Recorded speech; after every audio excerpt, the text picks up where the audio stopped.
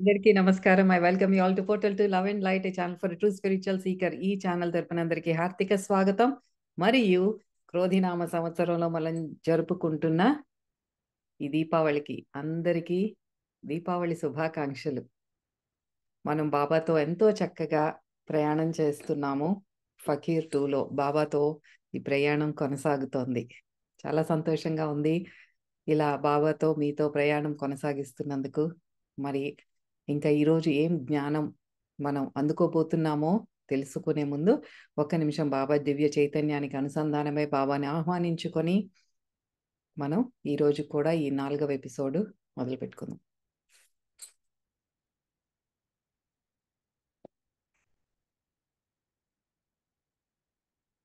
ఓం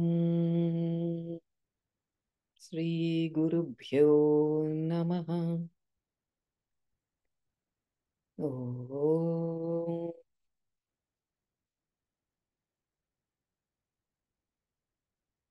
శ్రీకృష్ణ పరమాత్మనే నమః. ఓం శ్రీమాత్రే నమః. ఓం సాయిరామ్. ఓం సాయిరామ్. ఓం సాయిరామ్.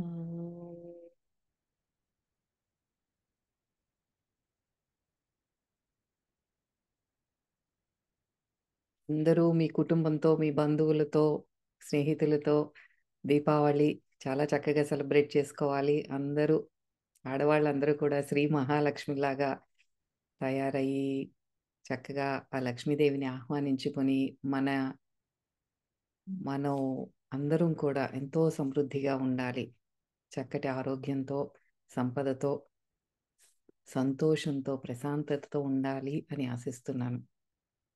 మరి మనం పోయిన వారం బాబాతో ప్రయాణం చేస్తూ ఏం తెలుసుకున్నాము అంటే, మనలో దివ్యమైన స్త్రీ శక్తి, పురుష శక్తి, divine feminine and masculine energies ఉన్నాయి. ఈ 2 సమతుల్యతతో ఉన్నప్పుడే మనం జీవితం అనేది ఎంతో ప్రశాంతంగా ఉంటుంది. అందులో ఏది తక్కువైనా సరే మనం we have to focus on the other aspect. మనలో ఎక్కువ ఎమోషనల్‌గా ఉన్నాము.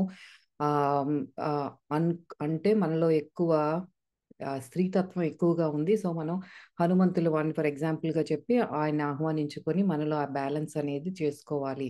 లేకపోతే మనలో ఎక్కువ మాస్కులిన్ ఎనర్జీస్ ఎక్కువగా ఉన్నాయి అనుకున్నప్పుడు కాళికామాతను ఆహ్వానించుకొని ఆ ఎనర్జీస్‌ని బ్యాలెన్స్ చేసుకోవాలి అని మనకి బాబా చక్కగా వివరించారు. ఆ తర్వాత ఎవరైతే మన వాళ్ళు కానీ, మనకి ఎవరైనా తెలిసిన వాళ్ళు కానీ, స్నేహితులు గానీ, బంధువుల్లో కానీ ఎవరైతే తీవ్ర దుఃఖంలో ఉన్నారో, వాళ్ళ ఆరా అనేది అంటే ఆ డిప్రెషన్ అనేది ఎంత స్థాయికి ఉంటుందంటే, వాళ్ళు సహాయాన్ని కూడా అందుకోలేని స్థితిలో ఉంటారు. అలాంటి వారికేంటంటే ఆరా క్లోజ్ అయిపోయి ఉంటుంది. వాళ్ళకి హెల్ప్ అడగాలన్న ఆలోచన కూడా రాదు. బాబా నాకు హెల్ప్ చెయ్యి అన్న మాట కూడా వాడి నోరించి రాదు కాబట్టి, వాళ్ళ చేతులు కట్టేసినట్టుంటాయి. ఎవరి చేతులు అంటే దివ్యాత్మలు ఎవరైతే మనకి సహాయం చేయటానికి సిద్ధంగా ఉన్నారో, వారికి సహాయం చేసే అవకాశం కూడా మనకు ఇవ్వలేని పరిస్థితులు ఉన్నప్పుడు, మనము ఇంకొకరి వారి కోసం కూడా మనం ప్రార్థించొచ్చు. అలా కూడా మనం ఇంకొకళ్ళకి హెల్ప్ చేసిన వాళ్ళమవుతాము.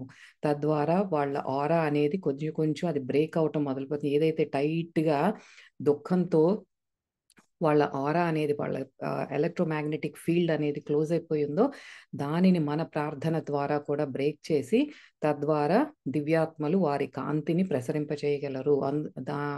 అలాగే మనకి స్నేహ ఉదాహరణగా చెప్పారు. రుద్ర స్నేహితురాలైన స్నేహ తను చేసిన ఒక తప్పు అంటే రుద్ర వాళ్ళ కూతురికి ఒక పాయిజన్ నింపినట్టు అంతా రుద్ర గురించి నెగెటివ్‌గా చెప్పి, ఆ పిల్ల మనస్సు పాడు చేసి, వీళ్ళిద్దరిని దూరం చేసినందుకు చాలా గిల్టీ‌గా ఫీల్ అవుతూ, ఆ దుఃఖంలో ఎవరిని కూడా హెల్ప్ చేయలేని స్థితిలోకి వెళ్ళిపోయింది. కాకపోతే ఆత్మ తనదేంటంటే దివ్యాత్మ. ఇలాంటి తప్పులు మనం ఎన్నో చేస్తూ ఉంటాం. మన ఆధ్యాత్మికంగా పురోగమిస్తున్నా కూడా, మనం కొన్ని ఎమోషన్స్‌కి వీటికి లోబడిపోయి తప్పులు చేస్తూ ఉంటాము. అలాగా మనం పూర్వజన్మ కర్మలున్నాయి కాబట్టి దివ్యాత్మలు మనకి హెల్ప్ చేయటానికే ట్రై చేస్తూ ఉంటారు. అలా హెల్ప్ చేయటానికి మన ప్రార్థనలు, వేరొకరి ప్రార్థనలు ఇంకొకరు వాళ్ళ కోసం చేసినప్పుడు కూడా అయి ఫలితాన్నిస్తాయి అని మనం తెలుసుకున్నాము. సరే, ఇప్పుడు మనం ఈరోజు బాబా ఇంకేం చెప్పబోతున్నారో చూద్దాం.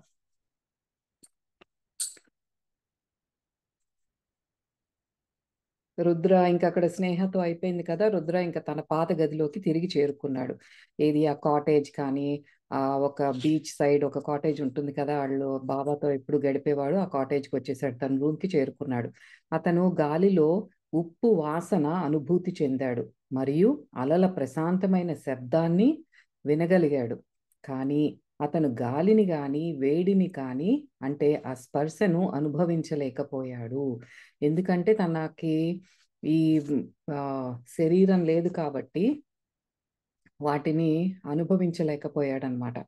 కానీ ఆ శబ్దాన్ని వినగలిగాడు, వాసనని కూడా అనుభూతి చెందగలిగాడు. అంటే he was able to imagine that smell. అతను ఎక్కడ ఉన్నాడో గ్రహించిన క్షణంలో 4 ఆత్మలు, తన స్పిరిట్ గైడ్స్ ఉన్నారు కదా, నెమ్మదిగా వెళ్ళిపోవడాన్ని చూశారు.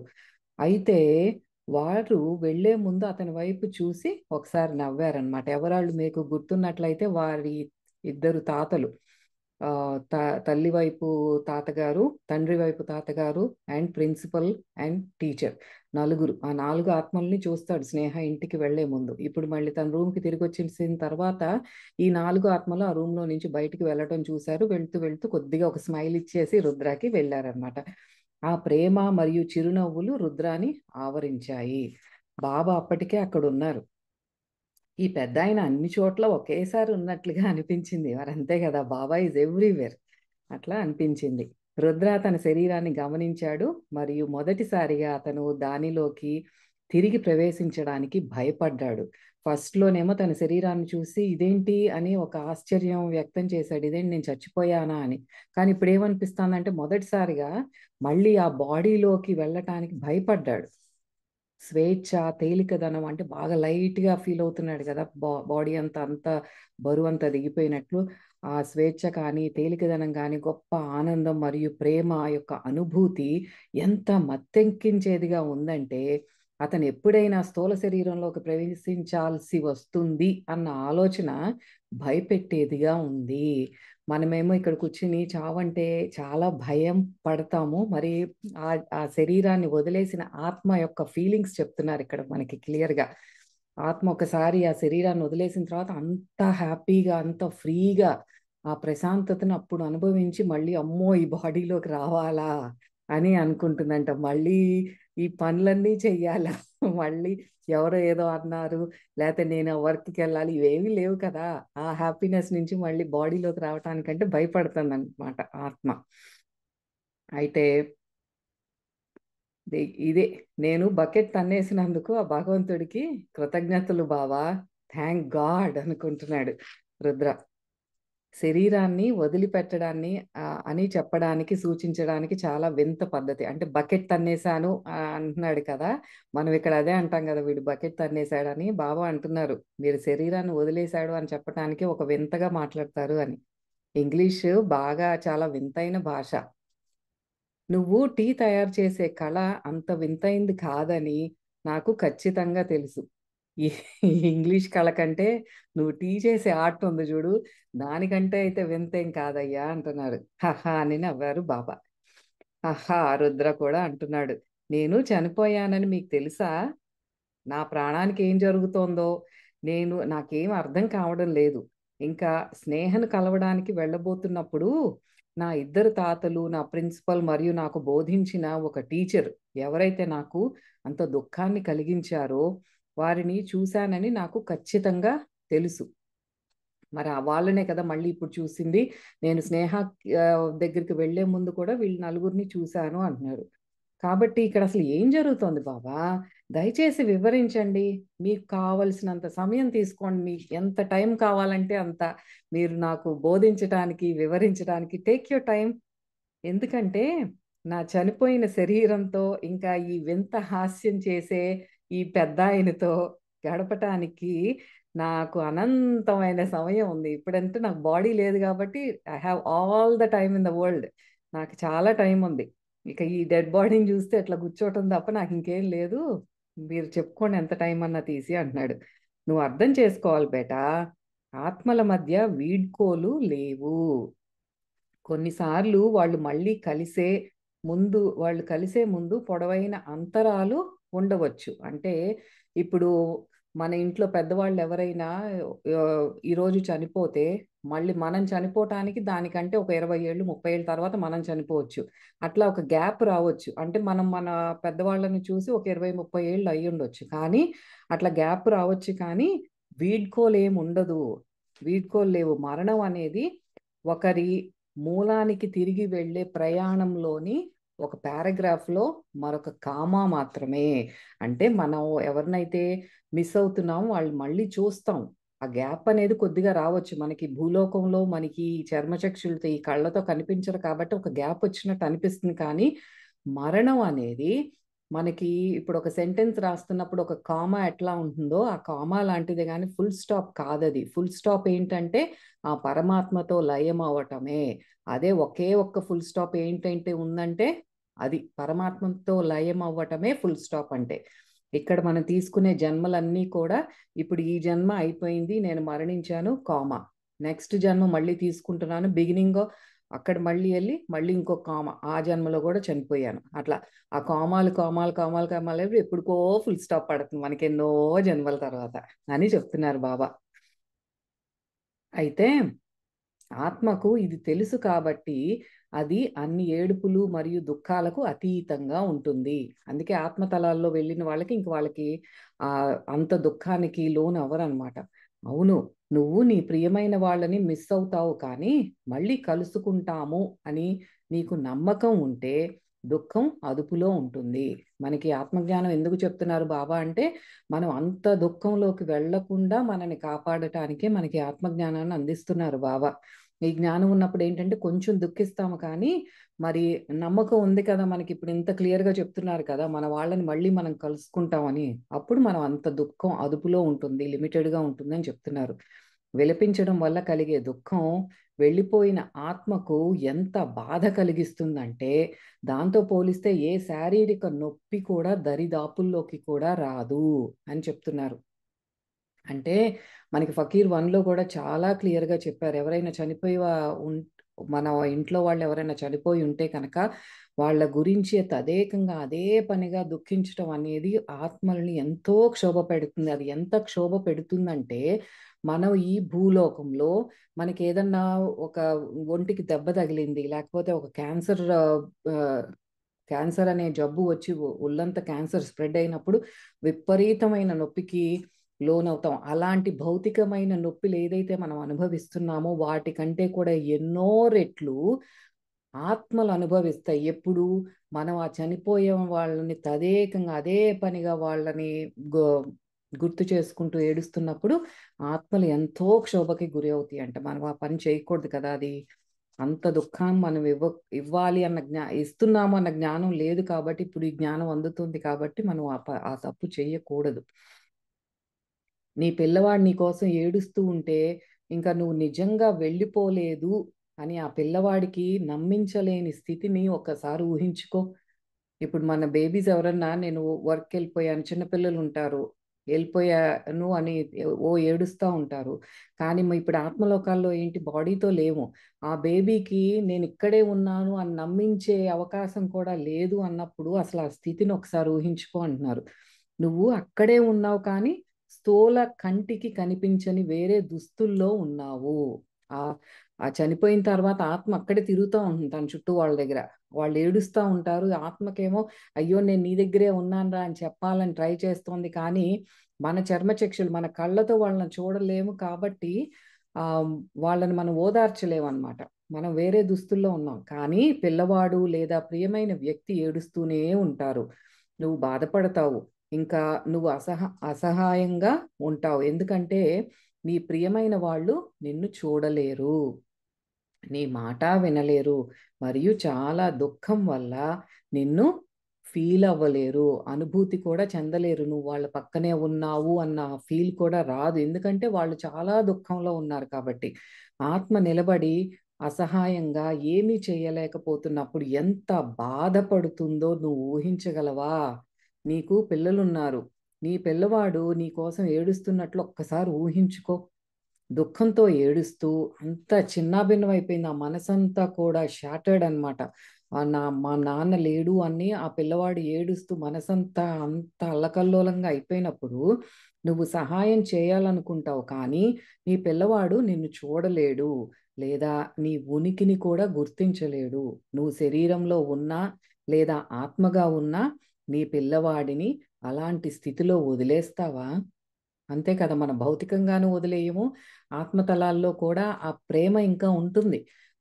ఓ బాడీ వదిలేసిన తర్వాత అయ్యో! నా వాళ్ళు అన్న ఉంటుంది. అందుకనే ఏడుస్తున్నప్పుడు వదిలిపెట్టలేవు కదా నువ్వు అంటున్నారు బాబా.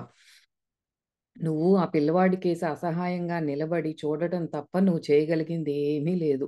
నువ్వు నీ ప్రియమైన వారిని ఓదార్చడానికి ప్రయత్నిస్తున్నావు. కానీ అతను లేదా ఆమె నువ్వు ఇక లేవని నమ్ముతారు. నువ్వు నీ ప్రియమైన వారికి నువ్వున్నావని చెబుతావు కానీ ఏదో కారణం వల్ల నీ ప్రియమైన వారు అది నువ్వేనని నమ్మడానికి నిరాకరిస్తారు. పాపం ఆత్మ ఎంతో ట్రై చేస్తుందంట నేనిక్కడే ఉన్నాను అని ప్రూవ్ చేసుకోటానికి. కానీ ఒకవేళ వాళ్ళకట్లా స్ఫురణ వచ్చినా సరే వాళ్ళు నమ్మడానికి నిరాకరిస్తారు అని చెప్తున్నారు. ఆత్మ యొక్క నిరాశ మరియు పూర్తి అసహాయతను నువ్వు అర్థం చేసుకోగలవా? అసలు ఎంత డెప్త్‌లో చెప్తున్నారంటే మనకు ఆత్మ లోపల ఎలా ఫీల్ అవుతుందో అని చెప్తున్నారు బాబా. అది ఎంత నరకంగా ఉంటుందో ఆత్మకు ఒక్కసారి నీకసల అర్థమవుతోందా అంటున్నారు. ఆత్మగా మీరు ఆలోచన తరంగాలు మరియు ప్రకంపనల ద్వారా మీ ఉనికిని తెలియజేయడం తప్ప మరేమీ చేయలేరు. అంటే అక్కడ మనకి ఆత్మగా కూడా ఆలోచన తరంగాలు పంపించొచ్చు. మన వైబ్రేషన్స్ నేనిక్కడే ఉన్నాను అన్న వైబ్రేషన్స్ పంపించొచ్చు. కానీ అది సాధ్యమవుతుంది ఎప్పుడంటే కేవలం మిమ్మల్ని గురించి దుఃఖిస్తున్న మీ ప్రియమైన వారు శాంతించి ధ్యానము లేదా ప్రార్థన లేదా పూర్తి విశ్రాంతి స్థితిలోకి వెళ్ళినప్పుడు మాత్రమే. తద్వారా ఆత్మ తన ఉనికిని తెలియజేసుకోవడానికి అనుమతిస్తుంది. మనం అందుకే కదా మైండ్ ఎంత కామ్ చేసుకుంటే we can connect with those vibrations. లేకపోతే మనకి హరికేన్స్ ఏదన్నా వచ్చినప్పుడు టీవీ సిగ్నల్ లేకుండా బర్రమని వచ్చినట్టు మనకి ఆత్మతలాల్లో నుంచి ఇప్పుడు ఆత్మ ఏదైతే సందేశం పంపిస్తోందో ప్రకంపనలు మనకి చేరుకోవన్నమాట. అదే చెప్తున్నారు. ఆత్మ ఎంత ఎక్కువగా పరిణతి చెందితే దాని ఉనికిని తెలియజేసుకోవడానికి అన్ని ఎక్కువ మార్గాలుంటాయంట. ఇప్పుడు ఒక మనకి మంచి ఆత్మస్థితిలో ఉన్న వ్యక్తి మరణించినప్పుడు, ఆ వ్యక్తి యొక్క ఆత్మ ఈ భూతలంలో వాళ్ళతో సంభాషించడానికి కానీ, లేపోతే నేనున్నాను అని తను ఎక్స్‌ప్రెస్ చేయటానికి ఎన్నో మార్గాలుంటాయంట ఒక ఎవాల్వ్డ్ సోల్‌కి. మీరు దాని ఉనికిని అనుభూతి చెందవచ్చు. ఆత్మ శరీరంలో ఉన్నప్పుడు ఇష్టపడిన ఒక ప్రత్యేక సువాసనను మీరు వాసన చూడవచ్చు. ఫర్ ఎగ్జాంపుల్ ఇప్పుడు ఎవరైతే చనిపోయారో వాళ్ళకి మంచి గంధపు వాసన ఇష్టము అనుకుంటే, లేదా ఒక మంచి పర్ఫ్యూమ్ వాళ్ళకి ఇష్టమైన పర్ఫ్యూమ్ ఒకటుంటే, ఆ సువాసన వాళ్ళు చనిపోయిన తర్వాత ఎక్కడా ఉండదు. ఎవరు స్ప్రే చేసుకోలేదు. అది ఎక్కడ అగరత్తులు ఎలిగించలేదు. కానీ దట్ పర్టిక్యులర్ సెంట్‌ని మనం అది అనుభూతి చెందవచ్చు అని చెప్తున్నారు. లైట్లు ఫ్లిక్కర్ అవుతూ అంటే మిణుకుమంటూ మెరవడం ప్రారంభించొచ్చు. ఒక పుస్తకం లేదా ఫ్రేమ్ పడిపోవచ్చు. గంట మోగవచ్చు. ఒక సీతాకోకచిలుక అకస్మాత్తుగా మీ గదిలోకి ప్రవేశించి మీ చుట్టూ తిరగొచ్చు. దీపం యొక్క జ్వాల హఠాత్తుగా ప్రకాశవంతంగా లేదా పొడవుగా కావచ్చు. ఆ దీపం వెలిగిస్తాం కదా! దీపానికి కూడా ఆ ఫ్లేమ్ ఇంకా పైకి వెళ్ళవచ్చు అని చెప్తున్నారు. మీరు మీ వెన్నెముకలో ఒక ఆహ్లాదకరమైన అనుభూతిని అనుభవించవచ్చు. ఒక nice pleasant sensation in the spine. మన వెన్నెముకలో నుంచి కూడా ఒకలాంటి అనుభూతి మనకి అనుభవించవచ్చంట. లేదా మీ హృదయపు లోతుల వరకు వెచ్చగా అనిపించవచ్చు. కానీ అటువంటి సంకేతాలను గుర్తించడానికి మీరు యాక్సెప్ట్ చేయాలి. యాక్సెప్టెన్స్ ఉండాలి. మరియు ఆ ఓపెన్‌నెస్. అంటే అదంతా ఎప్పుడొస్తుంది అంటే మనం కామ్‌గా ఉన్నప్పుడే. నేను ఇప్పుడు చనిపోయిన మా నా బంధువుతో నేను కనెక్ట్ అవ్వటానికి సిద్ధంగా ఉన్నాను అని ఒక ప్రార్థన కానీ, మనసును ప్రశాంతంగా చేసుకునే ఒక మంత్ర జపం కానీ, ధ్యానం కానీ ఏదన్నా చేసినప్పుడు ఆ యాక్సెప్టెన్స్‌లో ఉన్నాం మనం. నేను సిద్ధంగా ఉన్నాను అని మనం చెప్తున్నాము. అట్లా ఓపెన్‌గా ఉన్నప్పుడే మనకి అన్నీ కూడా ఈ సంకేతాలన్నీ కూడా మనకి వి కెన్ అనుభూతి చెందగలం అన్నమాట. దుఃఖం కానీ, భయం మరియు హిస్టీరియా అంటే ఇంకా పూనకం వచ్చేసినట్లు చేసినట్లు కానీ ఇవన్నీ కూడా ఒక వ్యక్తిని ఉన్నత తలం వారితో కనెక్ట్ అవ్వనీయకుండా చేస్తాయి. నిజంగా మనకి ఆ చనిపోయిన వారితో కనెక్ట్ అవ్వాలి అంటే బాబా చెప్తున్నారు ఇలా చేయండి. ఒక ప్రేయర్ చేసి నేను ఓపెన్‌గా ఉన్నాను నీతో కమ్యూనికేట్ చేయటానికి అన్న చేస్తే యూ కెన్ కమ్యూనికేట్. లేదు దుఃఖంతో ఉన్నావు బ ఎక్కువ ఆ దుఃఖంలో ఉండిపోతూ ఉంటే మనం నిరాకరిస్తున్నాం దాన్ని. మనం we are not ready to communicate with that soul అన్నమాట. అయితే అది మీ ఆరాను మూసివేస్తుంది. ఏది దుఃఖం. అదే కదా స్నేహ చేసింది అదే. తన దుఃఖంతో తన ఆరాని క్లోజ్ చేసేసుకుంది. అది ఆత్మ ప్రపంచంలో ఉన్న అన్నింటికి ఆ రిసెప్టివ్‌నెస్ అనే ద్వారాన్ని తాళం వేసేస్తుంది. మనం ఏది వా వాళ్ళతో మనం వాళ్ళు మనతో కమ్యూనికేట్ చేయాలన్నా, మనం ఆత్మలతో కమ్యూనికేట్ చేయాలన్నా మన ఆరా అనేది ఓపెన్‌గా ఉండాలి. మనం ఎప్పుడైతే దుఃఖంలో ఉన్నామో మన ఆరాని క్లోజ్ చేసేస్తుంది. అదే తాళం వేసేసుకున్నట్టనమాట. మీ దుఃఖం మీ ప్రకంపనలు చాలా బరువు చేస్తుంది. డెన్స్ వైబ్రేషన్స్‌లో ఉంటాం మనం. మన దుఃఖంతో ఉన్నప్పుడు మన వైబ్రేషన్స్ అనేవి చాలా అది లోయెస్ట్ ఫ్రీక్వెన్సీలో ఉంటాం. బరువుగా ఉంటదనమాట. తద్వారా మీరు ఆత్మ ప్రపంచం యొక్క సూక్ష్మ కంపనాలను అనుభూతి చెందలేరు అని చెప్తున్నారు. మీ గురువు లేదా గతించిన మీ ప్రియమైన వారి కోసం వారి ఉనికిని అనుభూతి చెందడానికి ఒకరు అంటే మీరు ఓపెన్‌గా ఉండాలి, ప్రశాంతంగా ఉండాలి అని చెప్తున్నారు. ఎంత ఎక్కువ దుఃఖం అంత ఎక్కువగా మీరు మిమ్మల్ని ఆత్మ ప్రపంచం నుండి మూసివేసుకుంటున్నారు. ఎంత ఎక్కువ ప్రశాంతంగా ఉంటే అంత ఎక్కువగా ఆత్మ ప్రపంచానికి దాని ఉనికిని తెలియజేయడానికి అనుమతించబడుతుంది. అంటే మనం అదే రిపీట్ చేస్తున్నారనమాట. మనం ఎంత ఓపెన్‌గా ఉంటే మనం ఆ కమ్యూనికేషన్ అనేది ఈజీగా ఉంటుంది. చాలా సింపుల్ నాయనా. మీరు స్వీకరించాలనుకుంటే open your fist and face upwards. మీరు నిజంగా యాక్సెప్టెన్స్ ఉంది. నాకు కమ్యూనికేట్ చేయాలంటే ఇట్లా గట్టిగా పట్టేసుకొని మీ ఆరాని క్లోజ్ చేసేసుకున్నారే జస్ట్ ఓపెన్ ఇట్. నేను నీతో కమ్యూనికేట్ చేస్తున్నాను. నేను ఓపెన్‌గా ఉన్నాను. ఇప్పుడు నేను ఐయామ్ రెడీ అన్నట్టు అని మీ అరిచేతులను ఆకాశం వైపు తెరవాలి అని చెప్తున్నారు. అప్పుడే మీరు స్వీకరించగలరు. రా నాకు నీ భయంకరమైన టీ ఒక కప్పు తయారు చెయ్యి అంటున్నారు బాబా. టీ గురించి మాత్రం వదిలిపెట్టరు. హ్మ్. బాబా మీరు మర్చిపోయి ఉంటారు. ఎందుకంటే మీరు ప్రపంచాన్ని రక్షించడంలో చాలా బిజీగా ఉన్నారు కదా! నేను మంచుతో కప్పబడిన ఒక పురుగులాగా చచ్చిపోయాను. బావ నవ్వారు. తలూపారు.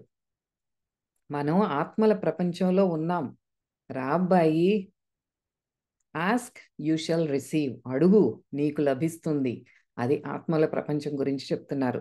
ఆత్మ పరిణామం చెందుతున్న కొద్దీ అది కోరుకున్న దాన్ని సృష్టించగలదు.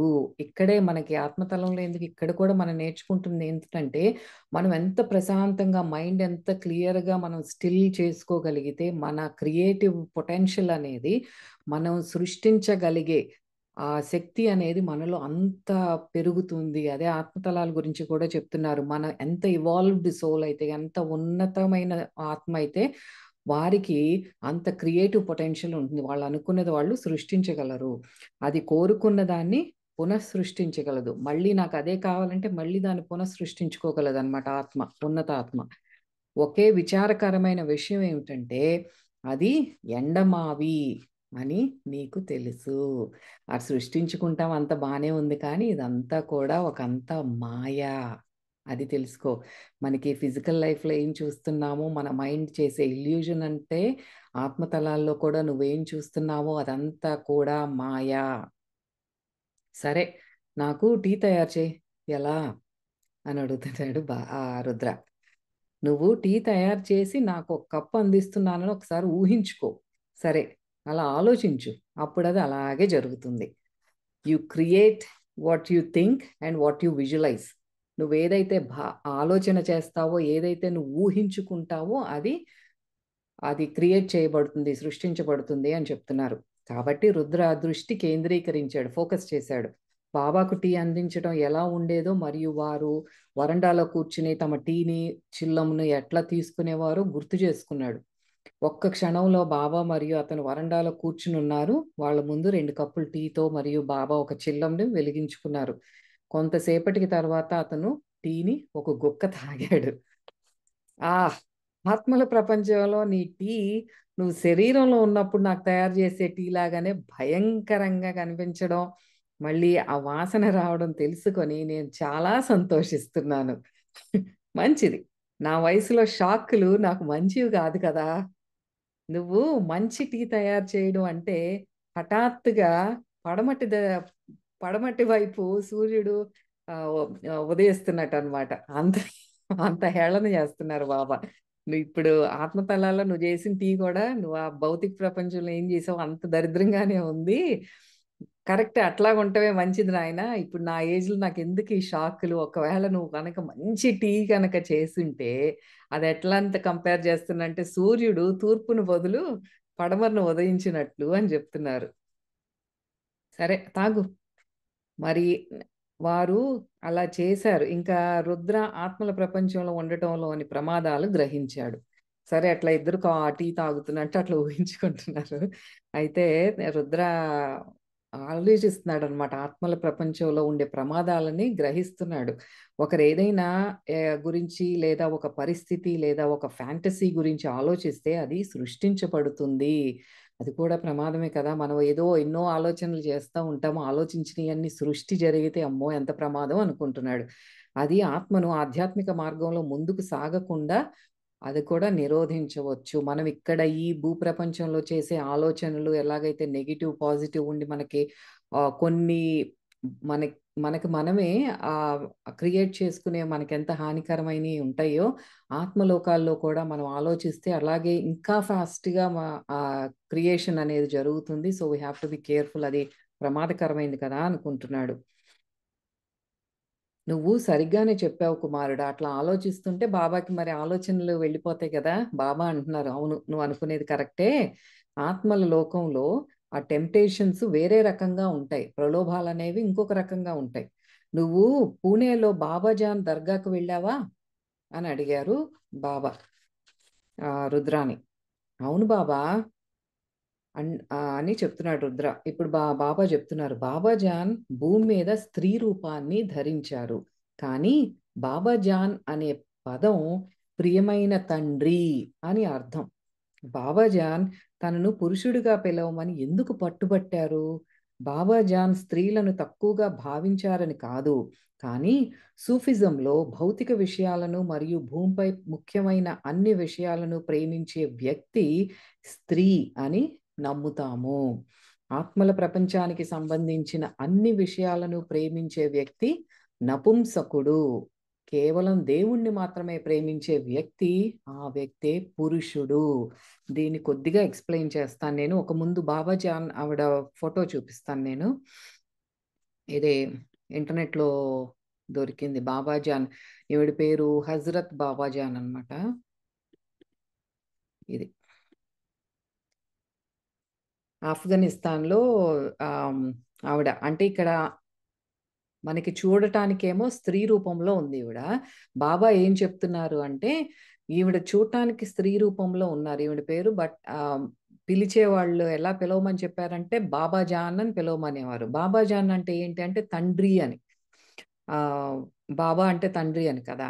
నా ప్రియమైన తండ్రి, మై డియరెస్ట్ ఫాదర్ అన్నట్టు. ఎందుకు అట్లా స్త్రీ రూపం తీసుకొని, ఎందుకు ఆవిడ ఒక పురుషుడిలాగా అంటే తండ్రి అని ఎందుకు పిలిపించుకున్నారు అంటే ఆ! అంటే చెప్తున్నారు. అది మనకి 'మీరాబాయి' స్టోరీ అనుకుంటా. ఆవిడ పండితుడి దగ్గరికి వెళ్లి శాస్త్రజ్ఞానం నేను నేర్చుకోవాలి. నాకు పరమాత్మకి చేరువయ్యేది కానీ, ఇవన్నీ కూడా నేను నేర్చుకుంటాను అని వెళ్ళినప్పుడు, వాళ్ళు నిరాకరిస్తారు. ఇక్కడ ఆడవాళ్ళకి ప్రవేశం లేదు. మేము ఆడవాళ్ళకి చెప్పం. This is only for men అని చెప్తారు. అంటే ఆవిడ అంటుంది, ఉన్నది ఒక్కడే ఒక పురుషుడు. మిగతా అందరూ కూడా ఆడవాళ్ళే అని చెప్తుంది తను. అది. అంటే ఇక్కడ మనకి వెంకటేశ్వర స్వామి గురించి కూడా భక్తురాలు ఆవిడది స్టోరీ ఇట్లాగే ఉంటుంది. ఉన్నది ఒక్కడే భర్త. ఎవరంటే శ్రీ వెంకటేశ్వర స్వామి. మిగతా ఉన్న వాళ్ళందరూ కూడా మీరందరూ స్త్రీలే. మీరనుకుంటున్నారు మీరు ఒక పురుష వేషం ధరించి you are in a male gender అని వేసుకొని ఒక ప్యాంటు చొక్కా యేసుకొని మీరు పురుషుడు అనుకుంటున్నారు. ఉన్నది ఒక్కడే పురుషుడు, తనే పరమాత్మ, తనే శ్రీ వెంకటేశ్వర స్వామి. అలాగే ఇక్కడ కూడా ఏంటంటే బాబాజాన్ దగ్గర మనం అర్థం చేసుకోవాల్సింది ఏంటి అంటే, మనకి ఈ సాంఖ్యశాస్త్రం కపిల మహర్షి చేత అందించబడిన సాంఖ్యశాస్త్రం అనేది మనకి ప్రకృతి, పురుషుడు అని విభజించబడినది. ద వన్ పురుషుడు ఎవరంటే బ్రహ్మన్. మొత్తం అంతా కూడా సృష్టి జరిగింది బ్రహ్మన్ నుంచి. ఆ పరబ్రహ్మం నుండి మనకి ప్రకృతి అనేది వచ్చింది. ఆ ప్రకృతి నుండే మళ్ళీ 24 ఎలిమెంట్స్, అంటే దాంట్లోనే మనకి పంచభూతాలు కానీ పంచవాయువులు కానీ ఈ మనకి ఈ జ్ఞానేంద్రియాలు, కర్మేంద్రియాలు, పంచవాయువులు ఇవన్నీ కూడా అన్నీ కలిపితే 24. మనసు, బుద్ధి, అహంకారము, చిత్తము ఇవన్నీ కలిపితే ప్రకృతి. అలా పురుషుడు అంటే బ్రహ్మన్, ద వన్ క్రియేటర్. ఆ క్రియేటర్ ఒక్కడే పురుషుడు. ఆ తర్వాత అంతా కూడా మనం ఏదైతే ఈ దృశ్యమాన భౌతిక ప్రపంచం ఏదైతే ఉందో ఆ పురుషుడు నుంచి ఉద్భవించిన ప్రకృతి. శివ అండ్ శక్తి మనం చెప్పుకోవాలనుకుంటే తాంత్రిక శాస్త్రంలో చెప్పుకోవాలంటే శివశక్తి అనుకుంటున్నాం. సాంఖ్య శాస్త్రంలో చెప్పుకోవాలంటే అదే ప్రకృతి పురుషుడు. అంటే ఉన్నది ఒక్కడే పురుషుడు, అదే పరబ్రహ్మ. సృష్టికర్త ఒక్కడే పురుషుడు అని. అంటే ఇప్పుడు బాబాజాన్ ఏం చెప్తున్నారు అంటే, నన్ను డియరెస్ట్ ఫాదర్ అంటే పురుషుడు అని పిలవండి, నేను దైవంతో ఉన్నాను, I'm one with the oneness, ఆ వన్ క్రియేటర్తో నేను ఐక్యమై ఉన్నాను, నేను పురుషుణ్ణి అని చెప్తున్నారు. అది it has nothing to do with మనకి భౌతిక ప్రపంచంలో వాడుకునే మేల్ ఫీమేల్ జెండర్ గురించి కాదు అక్కడ చెప్పేది. అది ఎంతో డీపెస్ట్ సాంఖ్యశాస్త్రం గురించి ప్రకృతి పురుషుడు అని చెప్పారనమాట. అది ఏం చెప్తున్నారు, మనం ఎప్పుడు నిత్యం ఈ భౌతిక సుఖాల కోసం వెళ్తూ ఉంటామో మనము స్త్రీ. మనం ఎప్పుడైతే ఆత్మతలాల్లో స్వర్గంలో కూడా సుఖాన్ని వెతుక్కుంటామో, వాటిలో ప్రలోభాలకు లోనవుతామో నువ్వు నపుంసకుడివి. ఎప్పుడైతే నువ్వు నిత్యం పరమాత్మతో ఐక్యం అవ్వటానికి నువ్వు ప్రయత్నిస్తూ ఉంటావో, నిత్యం ఆ పరమాత్మ ధ్యానంలో మననం చేస్తూ ఉంటావో నువ్వు పురుషుడివి. అందుకే లాహిరి మహాశయుల్ని కూడా పురాణ పురుష యోగిరాజ ఆయన ఎందుకంటారంటే ఆయన పరమాత్మలో లయమైపోయారు కాబట్టే పురాణ పురుష. ఆ కూటస్థుడితో ఎవరైతే లయమైపోతారో వారే పురాణ పురుషుడు అంటారనమాట. ఇది ఇక్కడ మనం నేర్చుకోవాల్సింది. అందుకే బాబాజాన్, హజరత్ బాబాజాన్ ఫీమేల్ ఫామ్ లో ఉన్నా సరే తనకి అలా పిలిపించుకునేవారు. అయితే అందుకే బాబాజాన్ తన పురుషుడిగా పిలవని పట్టుబట్టారు. భూమికి దాని ఆకర్షణలు భూమికి ఉన్నాయి. ఆత్మల ప్రపంచానికి కూడా వారి ఆకర్షణలు. ఎక్కడ మనకి భూమికి ఎట్లాగైతే ఈ ప్లానెట్కు ఉన్న గ్రావిటేషనల్ ఫోర్స్ కానీ పుల్స్ కానీ ఇక్కడ ఏదైతే ఉందో మన శరీరాన్ని లాగుతుందో, మనం సూక్ష్మ శరీరంతో సూక్ష్మలోకాలకి ఆత్మతలాలకి వెళ్ళినప్పుడు అక్కడ అట్రాక్షన్స్ కానీ అక్కడ పుల్స్ కానీ వేరే ఉంటాయి. కానీ వాటి వైబ్రేషన్స్ వేరన్నమాట. దేవుని పట్ల మీ ప్రేమ పరీక్షింపబడుతుంది. ఇంకా ప్రతి అడుగులోనూ పరీక్షింపబడుతుంది. ఎవ్రీ మినిట్ మనం ఇక్కడే కాదు, భూమి మీదే కాదు, మనం చనిపోయిన తర్వాత ఆత్మతలాల్లో కూడా మనకు పరమాత్మ మీద ఎంత ప్రేమ ఉంది అనేది అనుక్షణం పరీక్షించబడుతూనే ఉంటుంది. అది భూమిపై కావచ్చు లేదా ఆత్మ ప్రపంచంలో వేరే డైమెన్షన్లు వేరే తలాల్లో అయినా సరే కావచ్చు. భూమిపై శరీరానికి దాని ఆకర్షణలు ఉన్నాయి. ఏంటివి అవి అంటే మనకి సెక్స్ కానీ, డబ్బు కానీ, అధికారం కానీ, కీర్తి కానీ, అహం కానీ, దురాశ కానీ, ఆకలి కానీ ఇవన్నీ మనకున్న భూమి మీద అట్రాక్షన్సే. అయితే అవి అధిగమించవలసిన అనేక అడ్డంకులు, దాటిపోవలసిన అనేక అనుభవాలు మరియు నేర్చుకోవలసిన అసంఖ్యాకమైన పాఠాలు ఉన్నాయి. మనం నిత్యం ఫేస్ చేసేది అదే కదా. మనం ఎందుకు ఇప్పుడు ఈ ధ్యాన సాధన కానీ యోగ సాధన ఎందుకు చేస్తున్నామంటే మనలో ఉన్న ఇన్ని ప్రలోభాలని మనం కళ్ళు తెరిస్తే ఎన్నో అట్రాక్షన్స్ మనకి ఇవన్నీ కూడా మనకి ఆబ్స్టికల్సే సోల్ ఎవల్యూషన్కి. మనకి ప్రతి మినిట్లోనూ మనం తీసుకునే ఒక నిర్ణయం ఏదైతే ఉందో అది రెండు మార్గాలు. మనం ఈ భౌతిక తలంలో సుఖానికి వెళ్తున్నామో, మనం ఈ పరమాత్మతో లయమయ్యే పని చేస్తున్నామో. ప్రతి దాంట్లోనూ లయమయ్యే పని అంటే ఏమీ లేదు. మనం ఎదుట వ్యక్తిని ప్రేమిస్తూ ఉంటే అది పరమాత్మతో ఉన్నట్లే. ఎదుటి వ్యక్తిని ప్రేమతో ఉంటే పరమాత్మతో ఉన్నట్లే. జాలితో ఉన్నా, అది క్షమాతో ఉన్నా, కృతజ్ఞతా భావంతో ఉన్నా ఇవన్నీ కూడా మనం పరమాత్మతో, అంటే మనం పరమాత్మని ప్రేమించినట్లే. ఎదుట ఉన్నదంతా ఎవరు?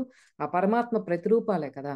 వాళ్ళతో అదే మనకి నిత్యం మీకు పరీక్షలు పెడుతూనే ఉంటారు అంటే పరమాత్మ వారి స్వరూపంలో మన దగ్గరికి వచ్చి పరీక్షలు పెడుతూనే ఉన్నారు, మనం ఫెయిల్ అవుతూనే ఉన్నాం. సరే, అది అన్నమాట చెప్పేది. ఆత్మల ప్రపంచంలో మిమ్మల్ని చుట్టుముట్టే అందమే, ఆనందము, ఆ అనుభూతి కూడా మన సృష్టికర్త వైపు ఆత్మ ప్రయాణంలో ఒక అడ్డంకిగా పనిచేస్తుంది. అందుకే మనకి భగవద్గీత శ్లోకంలో కూడా చెప్తారు, ఇక్కడ కూర్చుని స్వర్గాలు కావాలని కూడా అడగకూడదు, అది కూడా తప్పు. ఇక్కడ కూర్చుని మనకు అన్ని పుణ్యకార్యాలు చేస్తే నేను స్వర్గానికి వెళ్తానేమో అన్నీ కూడా చేసేవాళ్ళు ఉంటారు. అది కూడా కరెక్ట్ కాదు. ఎందుకంటే అది కూడా మన ఆధ్యాత్మిక ప్రయాణానికి ఒక అడ్డంకుగా ఉంటుంది. ఆత్మ యొక్క ఏకైక ఉద్దేశం సృష్టికర్తతో ఐక్యం కావడమే. అది భౌతిక లేదా ఆధ్యాత్మిక తలంలో ఉన్న మభ్యపెట్టే విషయాలతో చిక్కుకుపోవాలి అని అనుకోదనమాట. మన మనస్సు ఈ భౌతికంగా వాటితో బయటికి వెళుతూ నాకు ఇది కావాలి అని చెప్తుంది, కానీ లోపల ఆత్మకి అందులో చిక్కుకుపోవాలి అని ఉండదు. ఆత్మ ఎప్పుడూ కూడా పరమాత్మతో లయమవ్వాలి అనే కోరుకుంటుంది. కానీ మొదట వ్యక్తి భౌతిక ఆకర్షణలను వదులుకోవాలి. అతను లేదా ఆమె స్థూల శరీరం కోసం అన్ని కోరికలకు అతీతంగా ఉండాలి.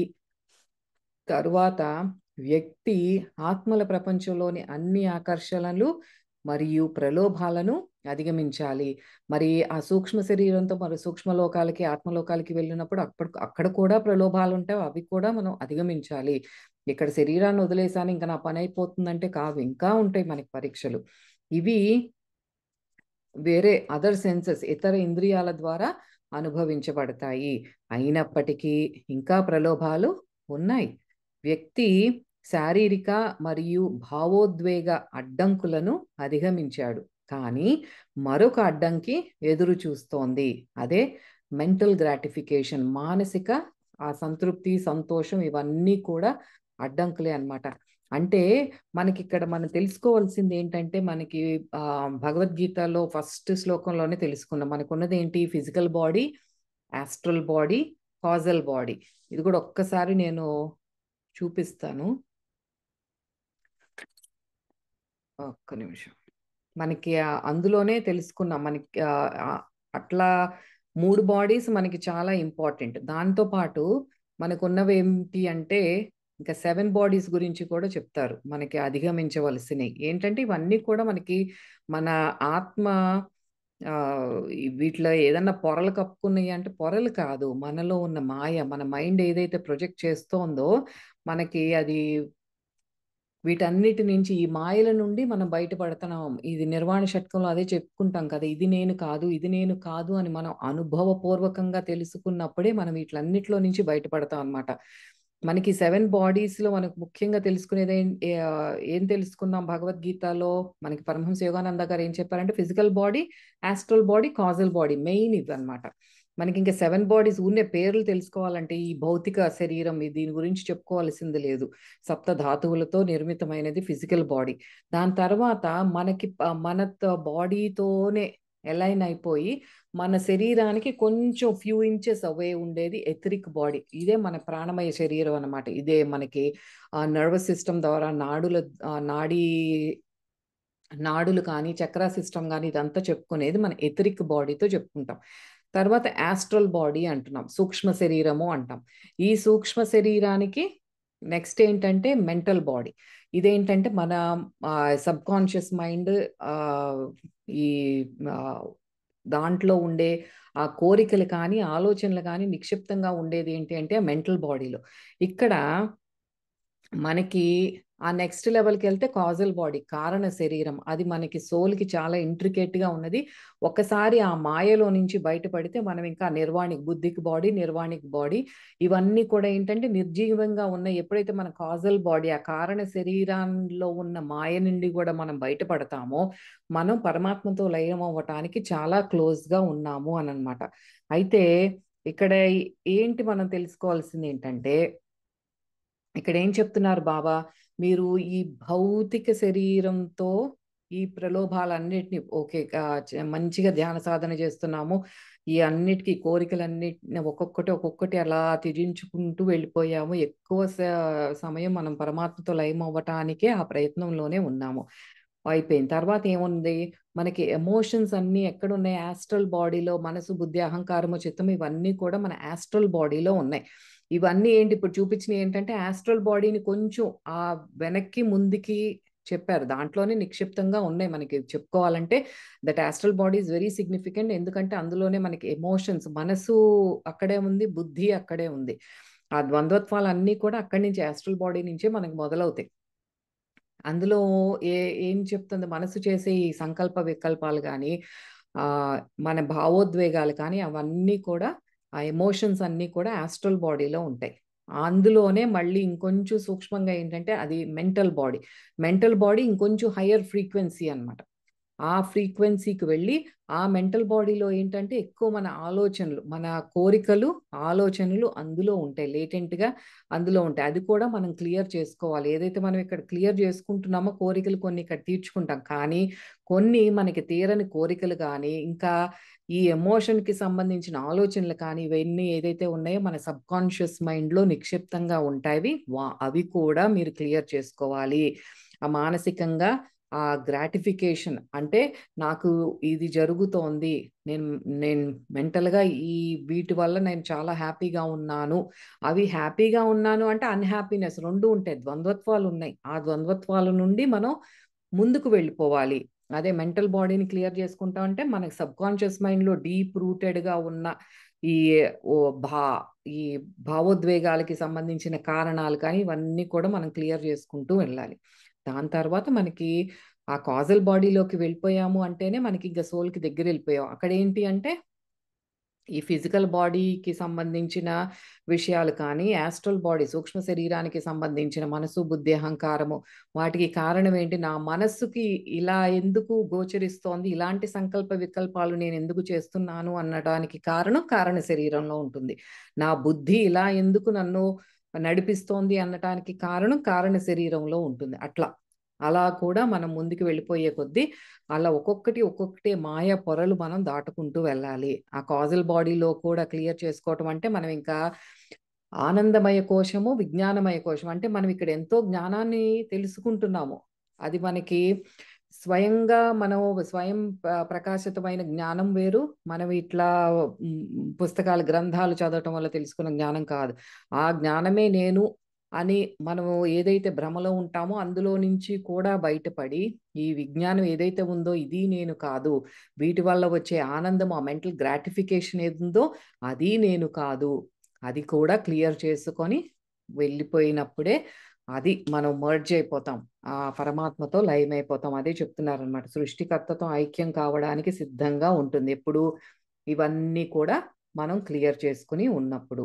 శారీరకంగా, ఎమోషనల్‌గా కానీ, మెంటల్‌గా కానీ, మా కోరికలు, వాంఛలు వదులుకున్నప్పుడు మాత్రమే ఆత్మ విలీనం కోసం సిద్ధంగా ఉంటుంది. కాబట్టి ఆ ఫ్రీ విల్‌తో మన స్వేచ్ఛా సంకల్పంతో మనం ఏ ఏ పని చేసినా అదే చెప్పుకుంటున్నాం మనం. ఏ పని చేసినా సరే మన మార్గము ఈ దుఃఖంతో కూడిన భౌతిక ప్రపంచం వైపు వెళ్తోందా? లేదా ఆత్మతో మన పరమాత్మతో లయమైపోయే ప్రయత్నం మనం చేస్తున్నామా? ఆ చాయిస్ మన దగ్గరే ఉంది. చాయిస్ ఈజ్ యువర్స్ అని చెప్తున్నారు. మీకు మీ మార్గాలున్నాయి. ఇంకా మీ ఎంపికలు అంటే you make your own choices. మీ ఎంపిక కూడా మీ దగ్గరే ఉంది. అవును మరి. చాలా చత్తటి అది అంటున్నారు. మీ మార్గాలు ఉన్నాయి మరియు మీ ఎంపికలను చేసుకుంటున్నారు. యెస్. అవును మరి. చాలా చెత్తటి. రా అబ్బాయి అంటున్నారు. అంత సీరియస్ డిస్కషన్ చేసేసి మళ్ళీ టీ దగ్గరికొచ్చేసి మనకు కొంచెం నవ్విస్తారనమాట. రుద్ర నవ్వాడు. అతను ఇంకా తన శరీరం నుండి బయటపడటం వల్ల కలిగే తేలికదనం మరియు స్వేచ్ఛ భావనను అధిగమించలేకపోతున్నాడు. పంజరం అంటే ఆ బాడీ ఒక పంజరం లాంటిదని చెప్తున్నాడు. తన జీవితం అంతా అతను గాని, తన చుట్టూ ఉన్న మనుషులు గాని మరణానికి భయపడటం అనేది చూసాడు. వారిది మరియు వారి ప్రియమైన వారిది. వాళ్ళ గురించి నాకెక్కడ మరణం సంభవిస్తుందో అని భయము, వాళ్ళకిక్కడ ఎవరికన్నా మరణం సంభవిస్తుందో అన్న భయం వీటన్నిటిని రుద్ర బ్రతికున్నప్పుడు చూస్తూనే ఉన్నాడు. శరీరం నుండి విడుదల కావడం చాలా అద్భుతమైనది అని రుద్ర చెప్తున్నాడనమాట. అవును నాయనా! కానీ నువ్వు ఒక వ్యక్తి సామర్థ్యానికి తగినట్లుగా శుద్ధమైన జీవితాన్ని గడిపి ఉండాలి. అంటే to our best best will అన్నమాట. మనం ఎంత వీలైతే అంత మనం ఒక శుద్ధమైన జీవితం, ఒక ప్యూర్ లైఫ్ గడిపి ఉండాలి. అవును. పిల్లవాడు తప్పులు చేసుంటాడు, పొరపాట్లు చేసుంటాడు, ప్రలోభాలకి మళ్ళీ చిన్నతనానికి ఈ చిన్న చిన్న విషయాలకి వాటికి లోనవ్వటం ఇవన్నీ చేసుంటాడు. కానీ ఆ పిల్లవాడు తన శక్తి మేరకు సరైన మార్గంలో నడవడానికి ప్రయత్నించి ఉంటే అది స్వయంగా ఉన్నత ఆత్మలోకాలకు ద్వారాలు తెరుస్తుంది. ఇప్పుడు మన గురించి చెప్తున్నారు ఇట్లా. సరే నీ సామర్థ్యాన్ని బట్టి ఒక చిన్న పిల్లాడున్నాడు. వాడు ఆటలాడుకోవచ్చు ప్లే గ్రౌండ్‌లో ఓకే. నేను కొంసేపు ఆడుకుంటానంటాడు. ఇంకొంచెం సేపు అంటాడు. కానీ వాడికి మిగతా ఉన్న టైం అంతా హోంవర్క్ చేయటానికి చేశాడా? ఆ టెస్ట్‌లో పాస్ అయ్యాడా? ఇవన్నీ కూడా ఉంటాయి. నువ్వెన్ని తప్పులైనా చేయొచ్చు, పొరపాట్లు చేసుండొచ్చు. మనం నిత్యం జరుగుతున్నదే. కానీ నీకు చాయిస్ ఉన్నప్పుడు నువ్వు కొంచెమన్నా ప్రయత్నం చేశావా? సరైన మార్గంలో నడవటానికి ప్రయత్నించి ఉంటే గనక అది ఉన్నత లోకాలకు మనం వెళ్ళటానికి అదే ద్వారం తెరుస్తుంది అని చెప్తున్నారు. మనం ఇక్కడ భౌతిక ఎంత మనం ప్రయత్నిస్తామో అది మనకి ఉన్నత తలాలకు వెళ్ళటానికి హెల్ప్ చేస్తుంది. లేకపోతే శరీరం నుండి ఆత్మ విడుదల అవ్వటం ఇంకా ఆ తర్వాత జరిగేది భౌతిక లోకంలో అత్యంత బాధం కంటే కూడా మిలియన్ రెట్లు దారుణంగా ఉంటుంది. అంటే ఇప్పుడు రుద్ర అనుకుంటున్నాడు కదా! ఈ అమ్మో! నాకు చాలా హ్యాపీగా ఉంది. ఈ బాడీ నుంచి బయటకొచ్చేసాను. నా లైఫ్ లాంగ్ నేను చాలా అందరిని మరణం అంటే భయపడే వాళ్ళని చాలా మందిని చూసాను అని అనుకుంటుంటే బాబా ఈ మాట చెప్తున్నారు. కరెక్టే. తనకెందుకు ఈజీగా అంత హ్యాపీగా ఉంది రుద్రాకి అంటే తను ఒక ఎవాల్వ్డ్ సోల్. ఉన్నంతకి ఇప్పుడు బాబా చెప్పినట్టు తను ఒక మాధ్యమంగా మారాడు. ఎంతో మందికి హెల్ప్ చేశాడు. అలాంటి వ్యక్తి కాబట్టి తనకి ఈ శరీరంలో నుంచి బయటికి రావటం కానీ, బయటకొచ్చేసిన తర్వాత తను ఏదైతే అనుభూతి చెందుతున్నాడో ఆ ప్రశాంతత కానీ, అదంతా చేయగలుగుతున్నాడు. ఎందుకంటే because he lived a good life. మంచి చాయిస్ తీసుకొని మంచి వ్యక్తిగా శుద్ధంగా, ప్యూర్‌గా ఉన్నాడు తను. కాబట్టి ఆ నెక్స్ట్ మరణం తర్వాత కూడా తనకి అంత హాయిగా ఉంది. అదే చెప్తున్నాడు. ఎవరైతే గనక ఇవి చెయ్యలేదో, ఎవరైతే మనం రాంగ్ చాయిస్ తీసుకొని మోసపూరితమైన జీవితం కానీ, ఇంకొకళ్ళని దుఃఖపెట్టేయటం కానీ, ఇలాంటివన్నీ చేసినప్పుడేంటంటే, ఆ శరీరంలో నుండి ఆత్మ విడుదలవ్వటం కష్టంగా ఉంటుంది.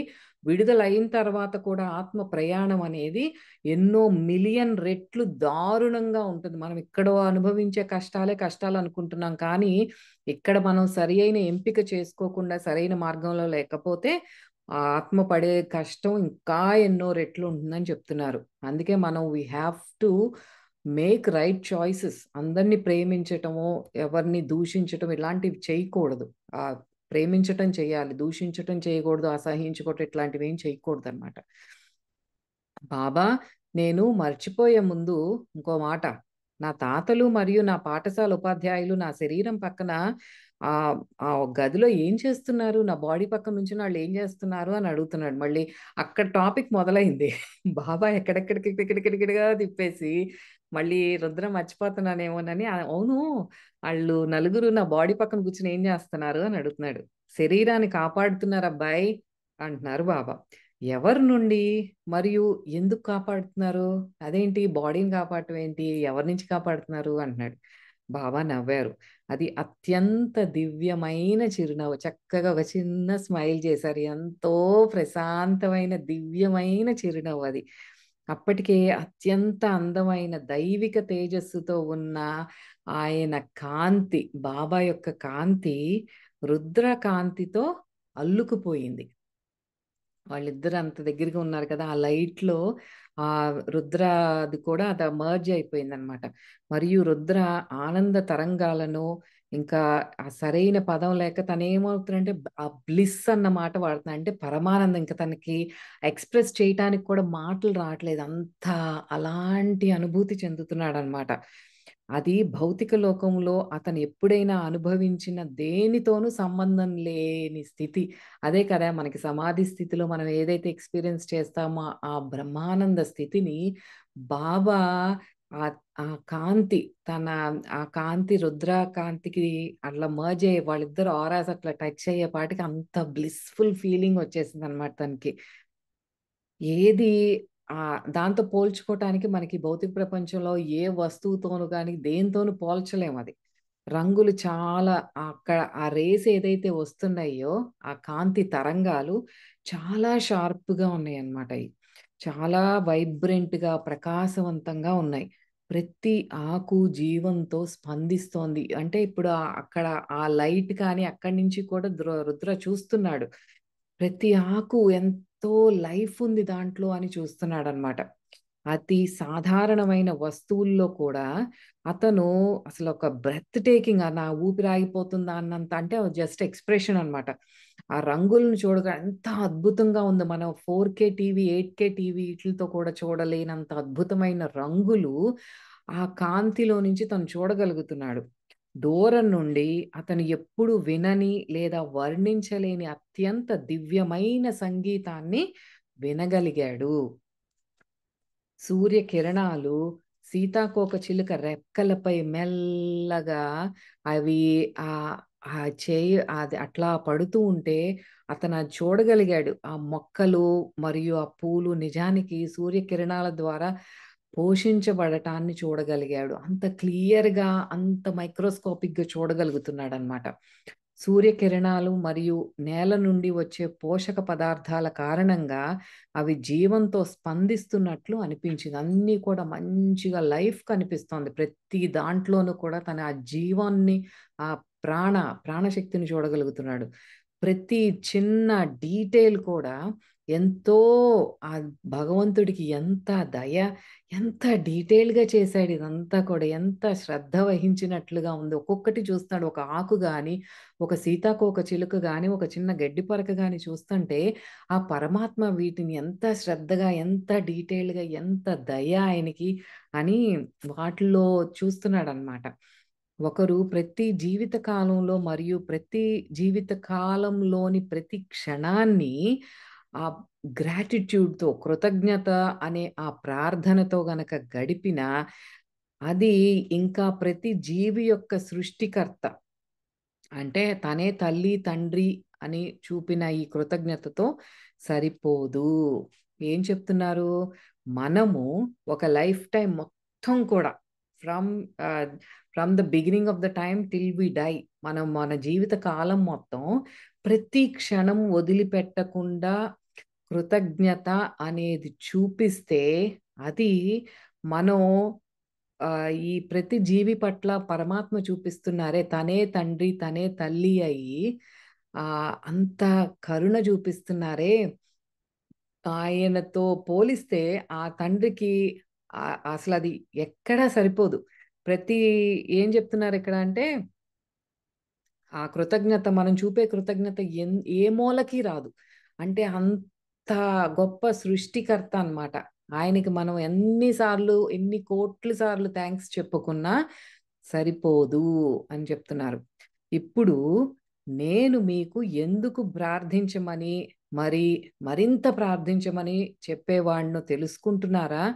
పేదలకు సహాయం చేయడానికి, ప్రకృతిని కాపాడడానికి పనిచేయమని చెప్పేవాడిని. ఎందుకంటే ఆయన అపరిమిత శ్రద్ధతో కేవలం ఆయనకే సాధ్యమైన ప్రేమతో ప్రతి జీవిని పెంచి పోషించాడు.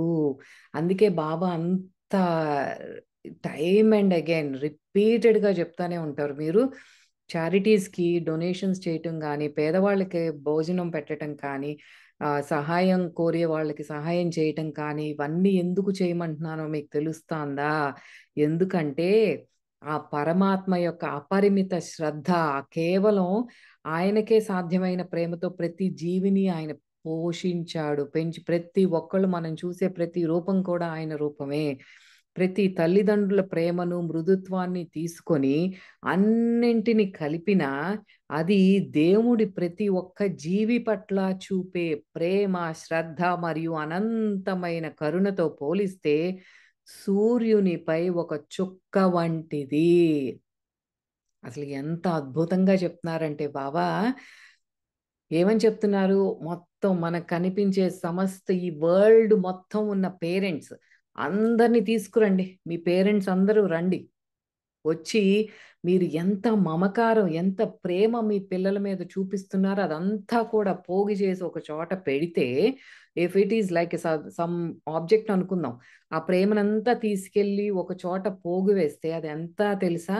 అంత పెద్ద సూర్యుడి మీద ఒక చిన్న చుక్క లాంటిది మీ ప్రేమ. ఆ అనంతమైన ప్రేమ ఎవరంటే పరమాత్మ. మీరు చూపించేది అసలు నథింగ్ అని చెప్తున్నారు. మన పిల్లల మీద చూపించే ప్రేమ it's absolutely nothing compared to మన మీద ఆ పరమాత్మ ఎంత ప్రేమ చూపిస్తున్నారు అంటే, అది పోల్చుకోవటానికి కూడా మనకి ఆ మాటలు లేవు, అనుభవం చెయ్యలేము. అది ఆ బాబా చెప్పేది.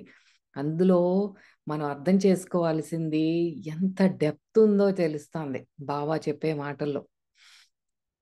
ప్రతి ఒక్కరూ ఆయనను ఎంత బాధ పెట్టినా, ప్రతి ఒక్కరూ ఇంద్రియాలతో ఎంత చిక్కుకుపోయి ఆయనను మరిచిపోయినా, మరియు ప్రతి ఒక్కరూ ఆయనకు ఎంత బాధను, వేదనను కలిగించినా, తండ్రి మరియు తల్లిగా ఆయన మాత్రమే చూపగలిగే పరిణామంలో ప్రభువు అంటే ఆ పరమాత్మ ఇంకా ప్రతి ఒక్కరిని ప్రేమిస్తూనే ఉన్నారు. ఇది అసలు చదువుతుంటే నా కళ్ళలోంచి నీళ్ళొచ్చేసినియి. అది ఏం చెప్తున్నారు? మనం అసలెప్పుడు తలుచుకోం భగవంతుడిని. ఎప్పుడు పండగకి, పబ్బానికి ఓ గుడికెళ్ళటం, ఒక పువ్వు పెట్టటం, కొబ్బరికాయ కొట్టటం తప్ప మీరు తలుచుకున్నా, తలుచుకోకపోయినా మీరు ఆయనకి ఎంత దుఃఖాన్ని కలిగించినా, ఆయనకి దుఃఖం కలిగించడం అంటే మనం ఆయన్ని డైరెక్ట్‌గా ఏమి నిందించడం అట్లా చేయము. నిందించే వాళ్ళు కూడా ఉంటారు. మనకేదన్నా కష్టం కలిగినప్పుడు వెంటనే దేవుణ్ణి తిట్టుకునే వాళ్ళు ఉంటారు. దానికంటే మించి మనం నిత్యం చేసేదేంటి అంటే, ఆయన సృష్టించిన ఈ సృష్టిని మనం ధ్వంసం చేస్తున్నామే, ఆయన సృష్టించిన ఈ దివ్య స్వరూపాలు మన చుట్టూతా మనుషుల రూపంలో కానీ, పక్షుల రూపంలో కానీ, ఈ వృక్షాల రూపంలో కానీ, జంతువుల రూపంలో కానీ ఉన్న ప్రతి దాన్ని మనం వేధించటం కానీ, ఈ నోటితో దూషించటం కానీ, ద్వేషించటం కానీ చేస్తున్నామే, అదంతా కూడా మనం పరమాత్మని బాధ పెడుతున్నాము. మీరెంత బాధ పెట్టినా సరే, ఆయన మీ మీద కురిపించే ప్రేమ మాత్రం ఆపరు అని చెప్తున్నారు బాబా. అంత మాగ్నిట్యూడ్‌లో అంటే ఎంత పరమాత్మ యొక్క ప్రేమ అనంతం. అదేమి తక్కువ చేయకుండానే ఆ ప్రేమను మనకిస్తారంట. గురువులు కూడా ప్రేమిస్తారు. అంటే గురువులంటే ఇప్పుడు సాయిబాబా లాగా గురు రూపంలో వచ్చిన వాళ్ళు కూడా మనం ప్రేమిస్తారు. కానీ ఆ పరమాత్మతో పోలిస్తే మన ప్రేమ కూడా నిస్సారమే అని బాబానే చెప్పుకుంటున్నారు. అందరిని పరమాత్మ ప్రేమతో పోలిస్తే మాస్టర్స్ ఎవరైతే ఉన్నారో మా ప్రేమ కూడా నిస్సారమైనదే. ఆ ఎక్స్‌టెంట్ కాదు. అంత మాగ్నిట్యూడ్ ఆఫ్ లవ్ కాదు మేము చూపిచ్చేదని చెప్తున్నారు. ఆయన మాత్రమే మీరు ఏ పేరుతో ఏ లింగంతో అంటే మనం ఒక స్త్రీగా కొలిచినా ఇప్పుడు అమ్మవారిని అమ్మవారు అని పిలిచినా సరే, పరమశివుడు అని పిలిచినా మీరు ఏ రూపంతో పిలుచుకుంటారు ఇట్ డజంట్ మ్యాటర్. ఎవరితో పిలవాలనుకుంటే ఆ విధంగా సృష్టించడానికి మరియు నాశనం చేయడానికి సమర్థుడు. మరియు జరుగుతున్నదంతా చూస్తూ కూడా ఆయన ఇంకా సృష్టిని ప్రేమిస్తూ, పోషిస్తూనే ఉంటాడు. అలా కంటిన్యూయస్‌గా క్రియేషన్ జరుగుతూనే ఉంటుంది. దాన్నలా కొంతసేపు మెయింటైన్ అవుతూనే ఉంటుంది. దానిలో లయం చేసుకుంటూనే ఉంటాడు. దేనికి అటాచ్‌మెంట్ అనేది ఉండదు. ఆయన చేసేదొక్కటే ఆ ప్రేమించటం. ఆ వెనక ఏం జరుగుతున్నా సరే ఏది పట్టనట్టు అన్‌అటాచ్డ్‌గా ఉండి, ఆ నిర్గుణుడు ఎటువంటి గుణము లేనివు ఆయనకి ఒక ఆకారము లేదు. అదే పరమాత్మ అంటే. అది ఉన్నదొక్కటే.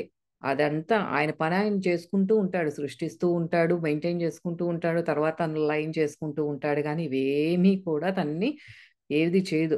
తను చేసే పని చేసుకుంటాడు. అందుకే ఒక బిడ్డ ఆయనకు ఇవ్వగలిగే అత్యుత్తమైన కానుక ఆయనను సంతోషపెట్టడం, ఇంకా గర్వపడేలా చేయటం. ఎలా గర్వపడతారంటే, మనం ప్రేమతో ఉండటం, ఆయననే నిత్యం స్మరించటము.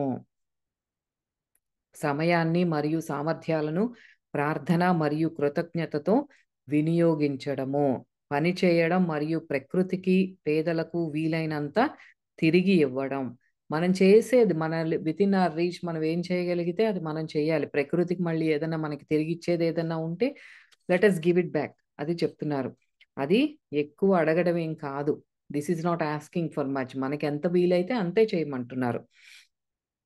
రుద్ర బాబాకి పరమాత్మ పట్ల ప్రేమను అనుభవించగలిగారు. రుద్ర ఇప్పుడు ఈ మాటల ద్వారా ఏంటంటే బాబాకి ఆ పరమాత్మ మీద ఎంత ప్రేమ ఉంది అనేది తనిప్పుడు అనుభూతి చెందుతున్నాడు ఆ మాటల ద్వారా.